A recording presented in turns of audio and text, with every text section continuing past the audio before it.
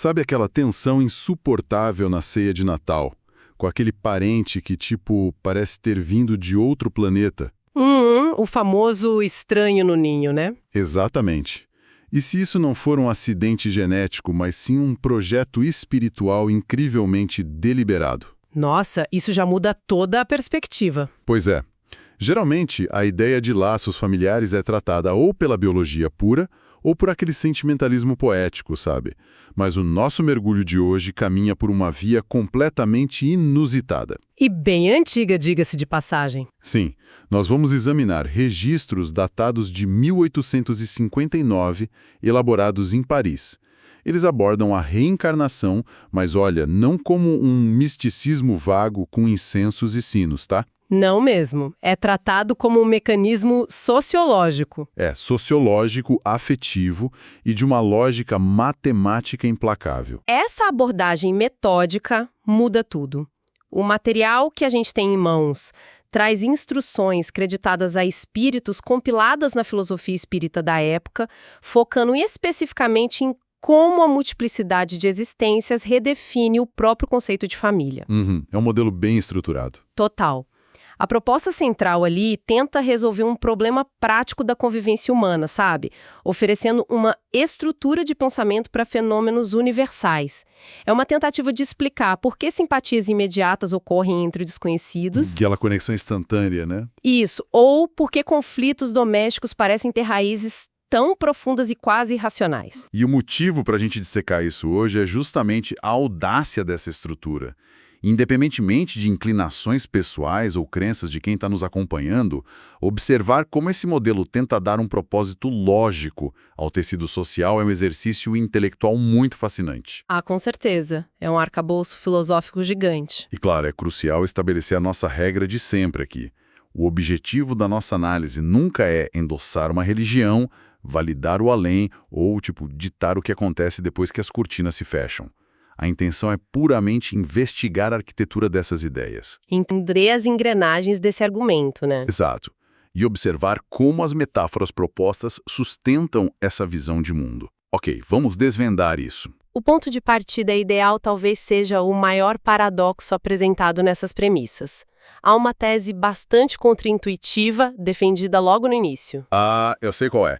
Essa me pegou de surpresa. É a ideia de que a reencarnação, o ato de viver múltiplas vidas, na verdade fortalece e consolida os laços de família, enquanto a crença em uma vida única e definitiva é o que acaba por rompê-los de forma irreversível. Olha, a primeira reação mental a essa afirmação é de puro ceticismo.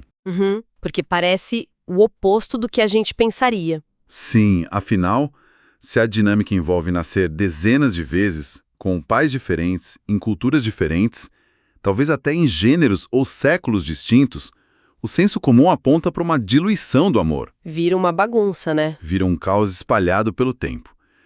Como é que o argumento inverte essa percepção para dizer que a multiplicidade aproxima as pessoas? A virada de chave acontece quando o conceito de casa é redefinido no texto. A premissa sugere que a vida física não é a base das relações, mas sim uma exceção temporária. Uma passagem curta. Isso. O núcleo verdadeiro da existência se daria no que eles chamam de mundo espiritual, ou no estado de erraticidade. Erraticidade. Que seria aquele intervalo, né? Exato. O tempo de transição entre uma vida física e outra. E nesse plano invisível, a convivência não é ditada por laços de sangue ou obrigações civis. É ditada por pura afinidade. Então as pessoas se agrupam pelo que realmente sentem. Sim, grupos são formados por simpatia mútua, por afeições genuínas e pela semelhança absoluta de inclinações. Essa seria a família real. Caramba! A encarnação, portanto, é interpretada apenas como uma viagem de trabalho ou de estudos, uma separação ilusória e provisória. Tem uma imagem muito visual proposta nas fontes para explicar essa dinâmica que eu achei fantástica. Imagine um grupo de amigos extremamente leais e próximos. Alguns deles decidem embarcar para uma expedição difícil no exterior, cheia de desafios práticos, enquanto os outros permanecem na cidade natal. É uma ótima analogia. A viagem em si não evapora a amizade. Pelo contrário, Os viajantes mantêm o foco de um dia voltarem para casa e compartilharem as experiências. A hipótese do texto é que esses espíritos afins combinam de encarnar no mesmo círculo, para trabalharem juntos, como uma equipe mesmo, sabe? Em uma missão. E os que ficam ajudam de longe. Exato. Os amigos que não embarcaram na expedição, os que ficaram no mundo espiritual, assumem o papel de velar, de acompanhar e ajudar os que estão em cativeiro na carne, usando a linguagem bem da época. Esse detalhe do cativeiro na carne puxa um fio muito importante da argumentação, que é a distinção rigorosa sobre o que constitui um afeto duradouro. Porque nem todo afeto dura, né? Não mesmo. O modelo estabelece que a transição da morte atua como um filtro implacável. Apenas a afeição de alma para alma tem permissão para cruzar a fronteira. Relações alicerçadas em conveniências corporais não sobrevivem à mudança de ambiente. Olha, isso faz todo o sentido dentro dessa lógica.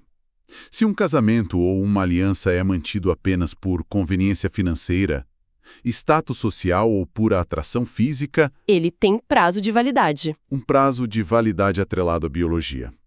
Quando o corpo perece, a moeda de troca dessa relação desaparece. Não há mais conta bancária nem estética para sustentar o interesse no plano imaterial. Exatamente.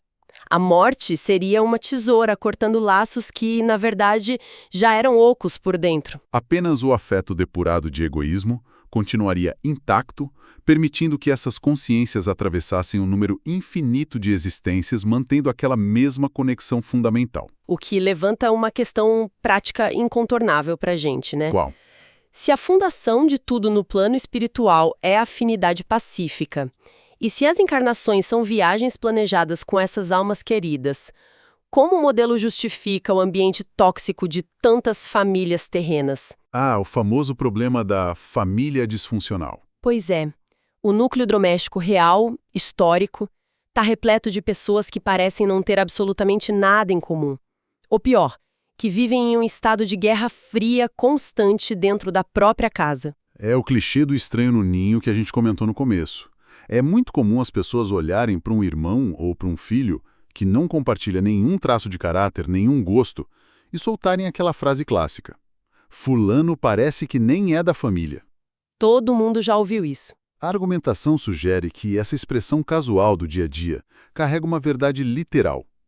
Espiritualmente falando, aquela pessoa talvez realmente não pertença àquela família de almas originais. O que é fascinante aqui é que a presença dessa alma divergente não é tratada como um erro cósmico de distribuição. O arranjo de colocar espíritos antipáticos ou completamente estranhos debaixo do mesmo teto tem um projeto duplo e muito utilitário. Uma função prática. Total. De um lado, serve como uma prova de tolerância e paciência para aqueles que já estão mais alinhados. Do outro, é o mecanismo principal de progresso para essa alma divergente. Eu confesso que enxergar a dinâmica sobre essa ótica traz um peso enorme para as interações corriqueiras. A família atua como um laboratório de empatia de altíssima exigência. Uma panela de pressão. Sim, imagina a casa como uma grande panela de pressão emocional. Juntam-se consciências de categorias evolutivas diferentes que jamais escolheriam tomar um café juntas em circunstâncias livres. Jamais mesmo. Trancam-se todas elas debaixo do mesmo teto e impõe-se a elas o vínculo indissolúvel do sangue. E a pressão começa. E o atrito faz o trabalho, né? O objetivo seria forçar a convivência até que as arestas sejam lixadas por esse atrito diário e as antipatias desapareçam. É um maquinário de civilidade espiritual obrigatória, operando ali no microcosmo da sala de estar. A metáfora da panela de pressão ilustra perfeitamente a premissa de que os maus costumes se abrandam pelo contato inevitável com os bons exemplos e pelos deveres vitais que a biologia impõe, sabe? Tipo a maternidade? Como a necessidade de uma mãe cuidar de um bebê, mesmo que no fundo existissem pendências antigas e sérias entre eles. Incrível. Mas esse sistema de reencarnações constantes também precisava enfrentar as objeções da sociedade do século XIX, né? Eles levantavam uns medos bastante peculiares na época. Havia um temor recorrente, classificado pelo texto como uma ansiedade de fundo egoísta. Eu lembro dessa parte. A ansiedade de gerar uma superlotação de parentescos no além. O questionamento era quase contábil, tipo, se alguém viver 10 vidas, ao chegar no mundo espiritual vai se deparar com 10 pais diferentes, 10 mães, um exército de ex-cônjuges. Centenas de filhos. Imagina o almoço de domingo. A pessoa seria engolida por obrigações familiares no pós-morte. Mas a resposta para isso nas fontes é incrivelmente elegante porque desconstrói a própria natureza do medo. O modelo argumenta que o amor não é um recurso finito. Um pai de 5 filhos não divide o amor em fatias de 20% para cada um. A capacidade de amar se expande, mas há também a mecânica prática do processo que resolve essa superlotação, né? O mecanismo do reencontro é baseado em reciclagem de papéis. Como assim, reciclagem? A ideia não é anexar parentes novos e aleatórios a cada viagem à Terra.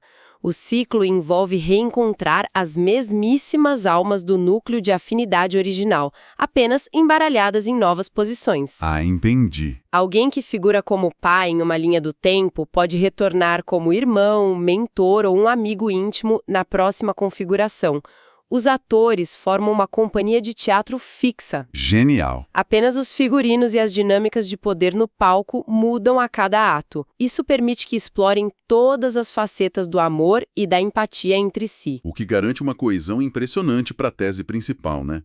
A reencarnação realmente uniria as pessoas de forma perpétua. Agora, a documentação não se contenta em apenas explicar o seu próprio sistema. Ela parte para a ofensiva contra as filosofias que negam essa multiplicidade. Eles não pouparam críticas ali. Nenhuma. Construindo uma crítica muito dura, por exemplo, à ideia de que a alma é recém-criada no momento do nascimento físico. O argumento é de que, se uma alma acabou de ser fabricada para ocupar aquele bebê, não existe absolutamente nenhum passado ou história compartilhada. Uma tela em branco. Espiritualmente, um pai e um recém-nascido seriam estranhos absolutos, unidos apenas pelo acaso de um DNA. O laço seria puramente de carne, não de alma. E conectarmos isso ao quadro geral da discussão da época, fica claro por que as alternativas precisavam ser dissecadas pelo autor. O material analisa 4 destinos possíveis propostos pelas correntes de pensamento para a consciência após morte. E eles mostram como 3 delas destroem o tecido familiar, né? Exatamente, irremediavelmente. A primeira opção analisada é a perspectiva do materialismo, que propõe o nada absoluto após o colapso físico. A consequência imediata dessa visão é o rompimento definitivo e irreversível de todo e qualquer afeto. O amor dura o tempo que o cérebro tem oxigênio. Pesado, mas lógico dentro da premissa deles. A segunda via explorada é a do panteísmo clássico, descrito ali como a absorção no todo universal. É a velha analogia da gota de chuva que cai no oceano, sabe? Você se perde no todo. A água continua existindo, compondo o mar, mas a identidade da gota desaparece para sempre. Se a individualidade evapora, o reconhecimento se torna impossível. Uma mãe não teria como encontrar o filho nesse oceano de energia indiferenciada. O afeto e a memória familiar são dissolvidos pela perda da consciência de si mesmo. É um fim de linha prático para as relações humanas. A terceira alternativa que eles analisam confronta as doutrinas dogmáticas tradicionais da época, que propõem uma única vida física seguida por um destino com sorte fixada eternamente, ou a salvação incondicional, ou a condenação sem apelo. E a análise bate forte nisso. Atinge um tom bastante crítico mesmo. Primeiro, eles apontam que a fixação definitiva de um estado implica o fim completo do progresso evolutivo. Tipo, estagnou ali. E mais grave ainda é o rompimento afetivo inerente a esse sistema. Uma separação baseada em mérito único pode cindir famílias para todo sempre. Exato. E esse é um detalhe de uma profundidade psicológica tremenda. Se um destino fixo separa as pessoas, o próprio conceito de paraíso desmorona. Como ser feliz no paraíso, né? Exato. Como alguém poderia desfrutar de uma felicidade eterna e perfeita se sabe que alguém que amou profundamente está relegado ao sofrimento permanente, sem qualquer esperança de resgate? É o adeus definitivo. Isso transforma a recompensa em algo extremamente melancólico. E essa lacuna lógica pavimenta o caminho para a quarta opção, que é a defendida pelo modelo: a progressão indefinida através da pluralidade de existências. Que é o único sistema desenhado para sustentar a promessa de continuidade e solidariedade perpétua. A premissa central é que os relacionamentos podem até pausar, mas nunca quebram. Aqui é que a coisa fica realmente interessante na arquitetura moral da teoria. A reencarnação nesse modelo não é um carrossel cósmico desgovernado. É um sistema de resgate. Como uma rede de segurança? Perfeito. Há uma passagem que destaca que, mesmo as consciências que fracassam redondamente, que afundam no que chamam de lodaçal dos próprios vícios ou erros severos, encontram essa rede de segurança a longo prazo. Essas ações egoístas causam atraso e dor, evidentemente, mas a esperança nunca é revogada. O motivo? O amor de quem já progrediu. É a solidariedade na prática. Aqueles do núcleo de afinidade que conseguiram evoluir mais rápido voltam, encarnam em posições de influência, amparam e puxam os retardatários. Ninguém é esquecido no fundo do poço da eternidade porque os laços de alma obrigam os mais fortes a buscarem os mais fracos. Essa solidariedade interdependente fundamenta a fraternidade real, mas, compreendendo o motivo da encarnação, a investigação do texto avança para a mecânica de como ela opera. A parte técnica da coisa. Isso, e principalmente se há um limite ou fronteira final. Tipo, o destino de uma consciência é ficar atrelada a corpos biológicos lutando contra doenças, gravidade e limitações materiais para todo sempre. Seria exaustivo. Demais! As instruções trazidas à época, assinadas por São Luís, abordam diretamente as fronteiras físicas do processo. A encarnação em si não possui limites rígidos de parada abrupta, mas a materialidade do invólucro muda radicalmente conforme a purificação acontece. Espera, vamos traduzir isso de forma visual para quem está ouvindo. O que significa essa mudança de materialidade?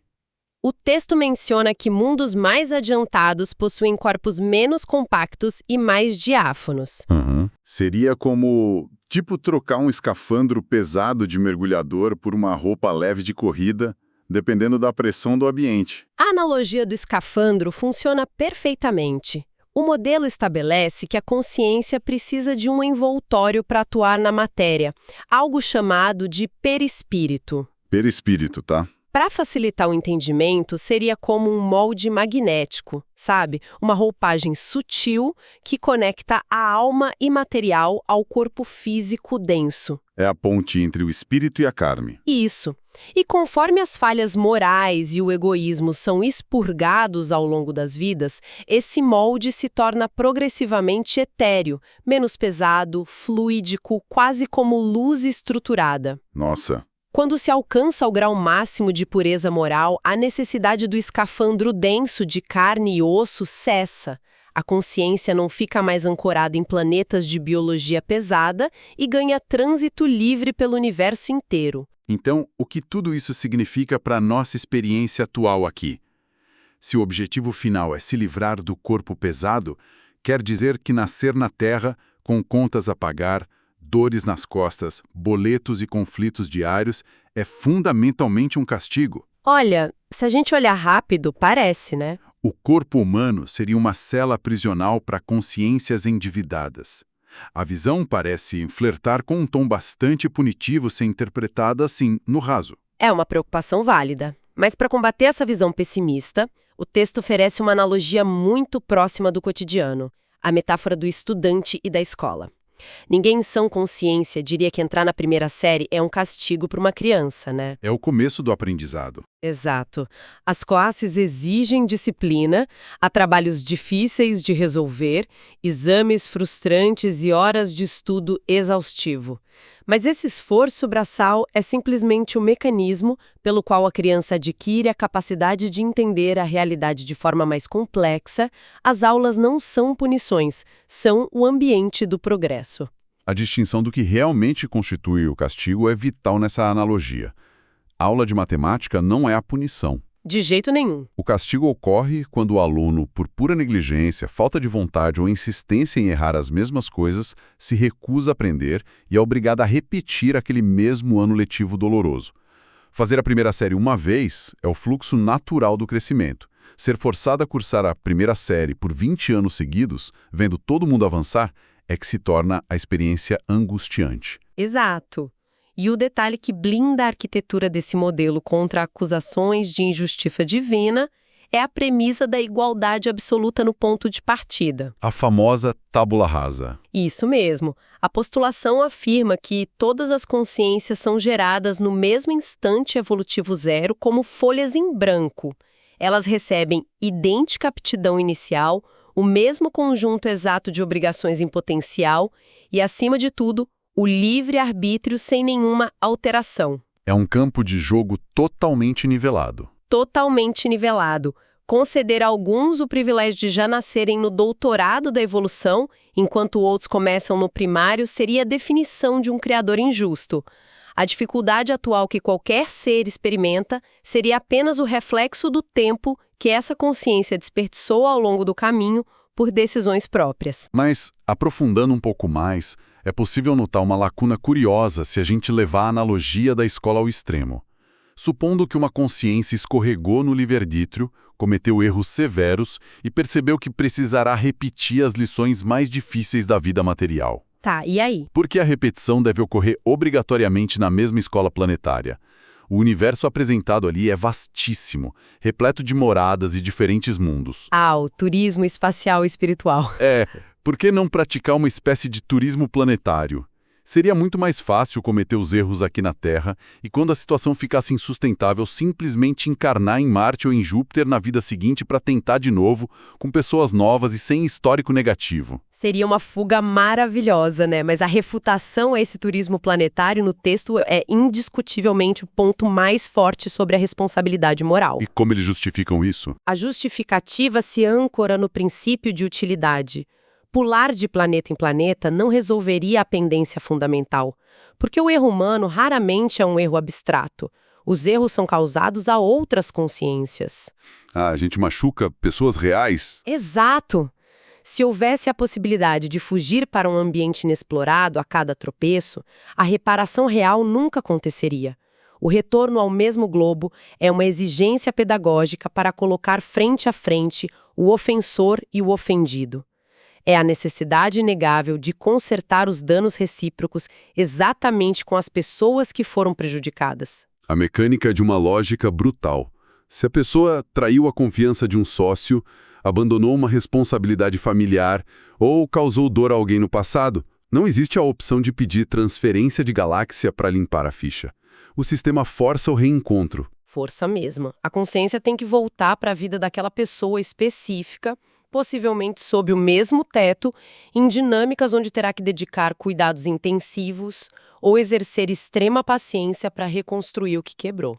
É um ajuste de contas moral. E olha, essa teia complexa de reparações serve para explicar até mesmo as estatísticas mais dolorosas da biologia humana, como as existências meteóricas, crianças que falecem em idades muito tenras e parecem não ter tido tempo de aprender nada na Terra. Que é sempre uma tragédia inexplicável, né? Sob a ótica fria do acaso, é um desperdício biológico, mas dentro dessa engrenagem profunda de conexões, essas perdas cumprem funções muito específicas no tecido daquelas famílias envolvidas.